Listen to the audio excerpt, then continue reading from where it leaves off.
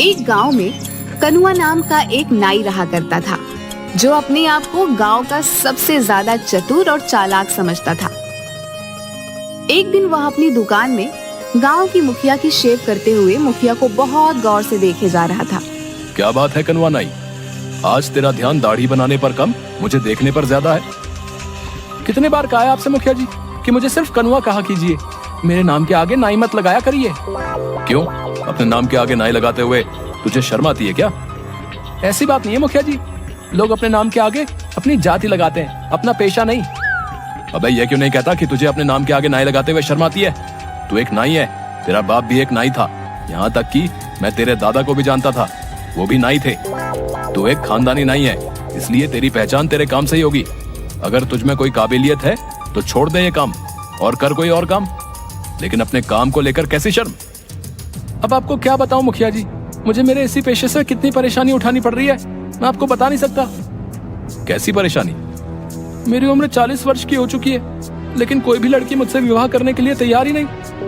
हाँ, मुझे पता है, क्योंकि तुझे लड़की सुंदर चाहिए, जबकि तूने कभी अपनी शक्ल आईने में नहीं देखी। एक बार मेरे कहने पर अपनी शक्ल आईने में गौर से जरूर देखना। शक्ल का मैं इतना भी बुरा नहीं हूँ मुखिया जी। अगर इतना बुरा नहीं है तो इतना अच्छा भी नहीं है। अब सीधे सीधे बता मुझे, इतनी गौर से क्यों देख रहा था? क्या कहना चाहता है? आपको कैसे पता कि मैं आपसे कुछ बातचीत करना चाहता हूँ? अरे जब अपनी आंखें पढ़ पढ़ कर मेरे चेहरे को इतनी गौर से देखेगा तो मुझे यही लगेगा ना कि तू कुछ कहना चाह रहा है, लेकिन कुछ कह नहीं पा रहा। अब जल्दी बता, क्या कहना चाहता है तू? मुखिया की बात सुनकर कनुआ हिम्मत करके मुखिया से बोला, वो बात ये थी मुखिया जी, अब कैसे बोलूं? अरे अपने मुंह से बोल। हाँ, मुंह से ही बोलूंगा मुखिया जी। आप भी मुखिया जी, आपकी बेटी नंदनी की अभी तक शादी नहीं हुई ना, वो भी लगभग 35 के आसपास ही है। आप अपनी बेटी की शादी मुझसे करा दीजिए। कनुआ की बात सुनकर मुखिया गुस्से से आग बबूला होकर उठकर खड़ा हो गया और उसने जोरदार थप्पड़ कनुआ के गाल पर जड़ दिया। तेरा दिमाग तो ठीक है कनुआ नाई, है? जानता भी है तू क्या बोल रहा है? तेरा बाप मेरे पिता का खास नहीं था, सिर्फ तेरे बाप का लिहाज करके तुझे सिर्फ एक थप्पड़ मारा है। अगर तेरी जगह कोई और ये बोलने की हिम्मत करता ना, तो मैं उसकी मार मार कर हड्डी पसली एक कर देता। तेरी हिम्मत कैसे हुई ये सब सोचने की? मैंने ऐसा क्या गलत कह दिया मुखिया जी? मैंने तो सिर्फ आपकी बेटी से शादी करने के लिए बोला है। अबे बेवकूफ, हैं? तू एक नाई है, नाई। तेरा और मेरी बेटी का रिश्ता नहीं हो सकता, असंभव है। मेरी बेटी के बारे में सोचने से पहले एक बार अपना पेशा तो देख लेता, और चल एक बार को मैं तेरा पेशा भी भूल जाऊं। पर क्या तूने कभी आईने में अपनी शक्ल देखी है? हैं? किसी पुराने पेड़ का घटिया सड़ा हुआ आम दिखता है तू। इतना कहकर मुखिया गुस्से से बाहर चला गया। मुखिया की बात कनुआ को बिल्कुल भी पसंद नहीं आई। तू है मुझ पर, अरे अगर मैं नाई हूँ तो इसमें मेरी क्या गलती है? क्या मेरे कोई अरमान नहीं है? मेरे को सपने नहीं है? ये गांव का मुखिया अपने आप को समझता क्या है? नहीं रहना मुझे इस गांव में, और नहीं करना मुझे अब ये नाई का धंधा। अब तो मैं किसी जमींदार की बेटी से ही विवाह करूंगा, और अब इस गांव में कुछ बनकर ही लौटूंगा। हाँ। अगले दिन कनुआ ने अपनी नाई की दुकान बंद कर दी और नए धंधे की तलाश में वो दूसरे गांव की ओर चल दिया। वह जंगल के रास्ते में ही था कि तभी उसके कानों में एक साधु की आवाज टकराई। आगे मत जाना बेटा, आगे एक शेर बैठा हुआ है। तुम्हारा दिमाग तो ठीक है साधु, शेर घने जंगलों में होते हैं। मैं कोई मामूली साधु नहीं हूँ, यकीन नहीं आता तो कुछ देर मेरे पास बैठ जा। कनुआ साधु के पास बैठ गया। कुछ ही देर में एक शेर दहाड़ता हुआ आकर उन दोनों को घूरने लगा। साधु जी, ये शेर तो हम दोनों को खा जाएगा, आपने तो मुझे मरवा दिया। चिंता मत कर, जब तक मैं तेरे साथ हूँ शेर तेरा कुछ नहीं करेगा, कुछ देर में चला जाएगा। कुछ देर बाद जंगल की ओर चला गया। आप तो वाकई बहुत पहुँचे हुए। साधु रहस्यमयी अंदाज में मुस्कुरा कर बोला, मैं जानता हूँ कि तू एक नाई है, और नाई का धंधा छोड़कर तू दूसरे धंधे की तलाश में दूसरे गांव जा रहा है, ताकि कुछ बनकर अपने गांव लौटे। आप तो अंतर्यामी भी निकले बाबा, मेरी मदद कीजिए। क्या चाहता है तू? मैं बड़ा आदमी बनना चाहता हूँ। मैं चाहता हूँ कि मेरा विवाह किसी बड़े परिवार की कन्या से हो, लेकिन मेरे काम को देखते हुए कोई भी बड़ा परिवार अपनी बेटी का विवाह मुझसे नहीं करता। इसीलिए मैंने अपना गांव छोड़ दिया, क्योंकि वहां सब मुझे नाई नाई बोलकर ही पुकारते हैं, और इसी वजह से मैं 36 वर्ष तक की उम्र में कुंवारा हूँ।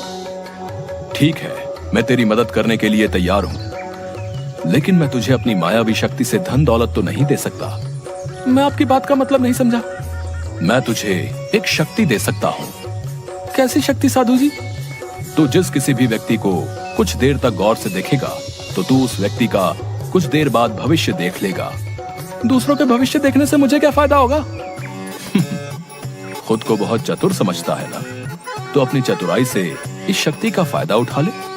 मगर याद रखना, अगर तू मेरी दी हुई शक्ति का फायदा अपनी चतुराई से उठाने में कामयाब हो जाता है तो ये कभी मत भूलना कि तेरा अतीत क्या था। क्या मतलब?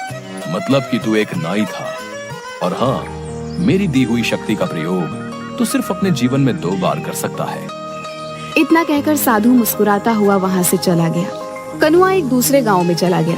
वो सुबह से लेकर शाम तक गांव वालों को देखता रहा कि तभी उसकी नजर गांव में बनी एक कोठी पर पड़ी।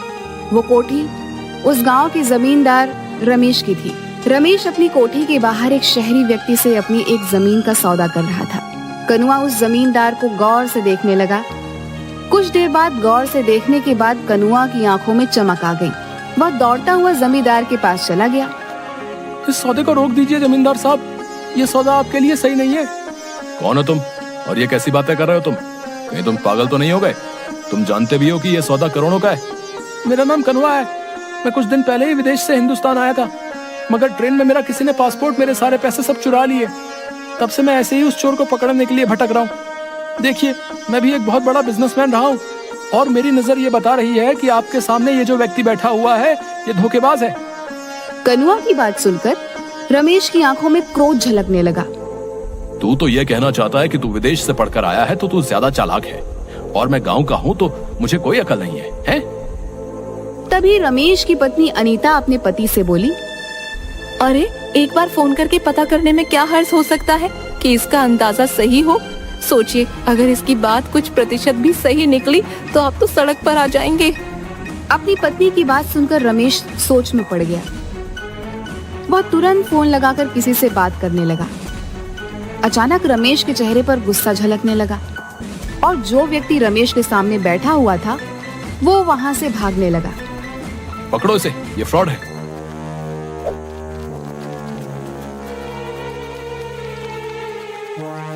कनुआ ने उस व्यक्ति को तुरंत पकड़ लिया।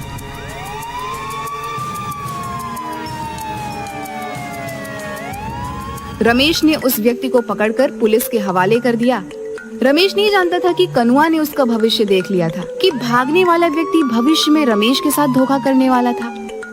तुम्हारा बहुत बहुत शुक्रिया कनुआ, आज तुम्हारी वजह से मैं बर्बाद होने से बच गया।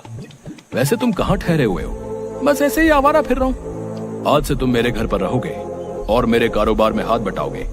मुझे तुम्हारे जैसे ईमानदार और अच्छे व्यापारी की सख्त जरूरत है। कनुआ उस दिन से रमेश के घर पर रहने लगा। रमेश की बेटी दिव्या को कनुआ पसंद करने लगा था।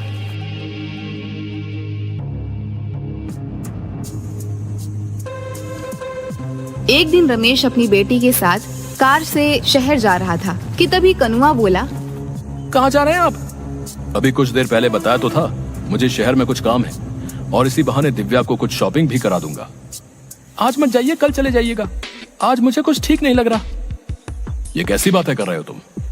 मेरा शहर जाना आज बहुत जरूरी है, तो अपने उस जरूरी काम को कल निपटा लीजिएगा। कनुआ, तुम व्यापारी अच्छे हो, लेकिन अब तो तुम ऐसे बातें कर रहे हो जैसे कि तुम फ्यूचर देख सकते हो और तुम्हें पहले से ही आभास हो गया है कि आज मेरे साथ कुछ सही नहीं होने वाला। रमेश की बात सुनकर कनुआ बुरी तरीके से घबरा गया। सच तो यही था कि कनुआ ने रमेश का भविष्य देख लिया था। वो जानता था कि कुछ देर बाद रमेश का एक्सीडेंट हो जाएगा। रमेश की पत्नी अनीता रमेश से बोली, आप कनुआ की बात मान क्यों नहीं लेते? अपने जरूरी काम को कल कर लीजिएगा। नहीं अनीता, मेरा आज जाना बहुत जरूरी है। ठीक है, अगर आपको कनुआ की बात नहीं माननी तो आपकी मर्जी, लेकिन मैं दिव्या को आज आपके साथ नहीं जाने दूंगी। ठीक है, जैसी तुम्हारी मर्जी। रमेश चला गया, मगर कुछ ही देर बाद रमेश की एक रोड एक्सीडेंट में मौत हो गई। दिव्या और अनीता इस दुनिया में अब अकेली रह गई थी। इतने बड़े कारोबार को संभालने वाला कोई नहीं था। कुछ दिनों बाद अनीता कनुआ से बोली, मेरे पति के जाने के बाद अब इतने बड़े कारोबार को कौन संभालेगा?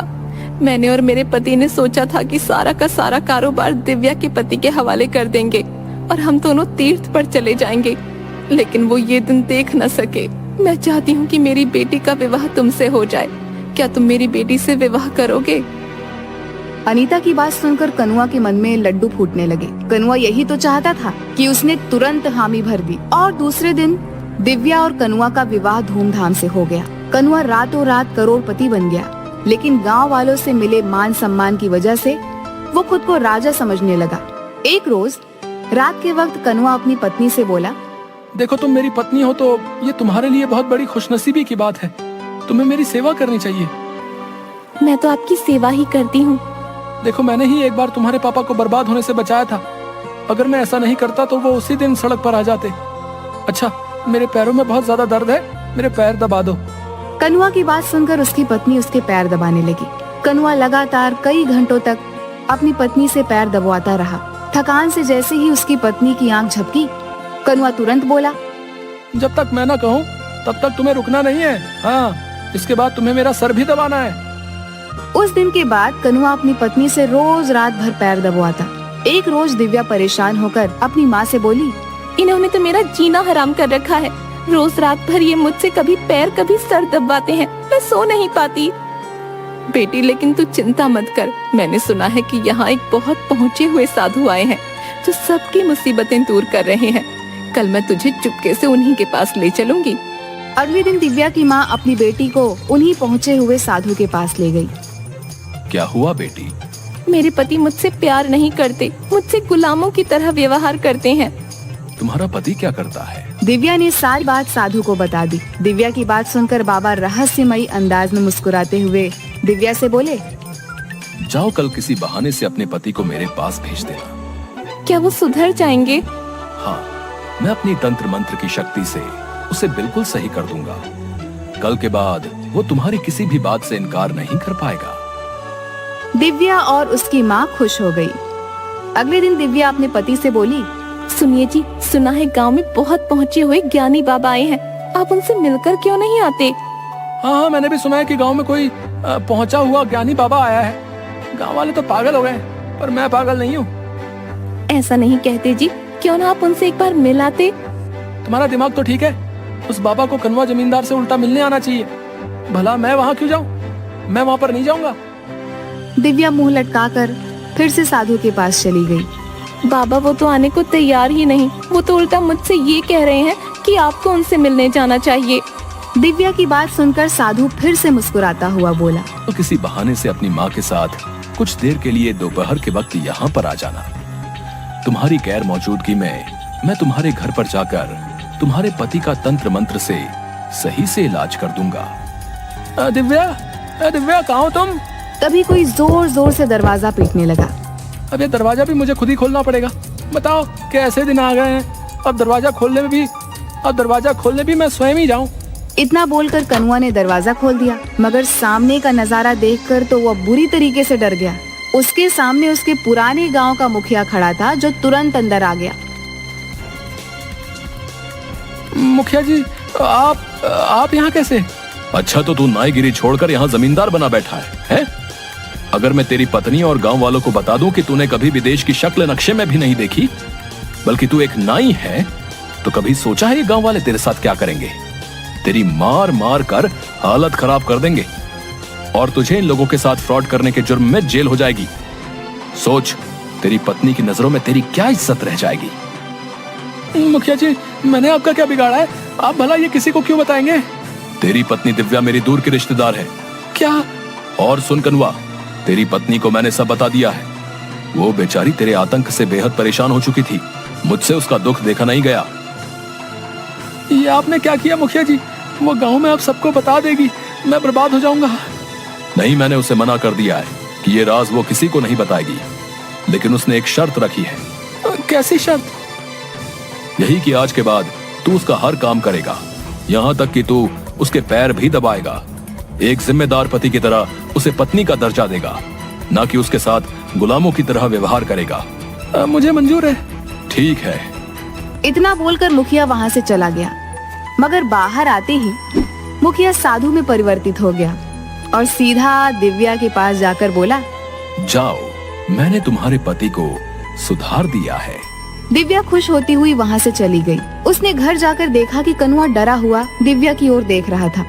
अरे तुम आ गई प्रिया, थक गई होगी, लाओ मैं तुम्हारे पैर दबा दूं, लाओ लाओ। उस दिन के बाद से कनुआ नाई की सारी चतुराई धरी की धरी रह गई।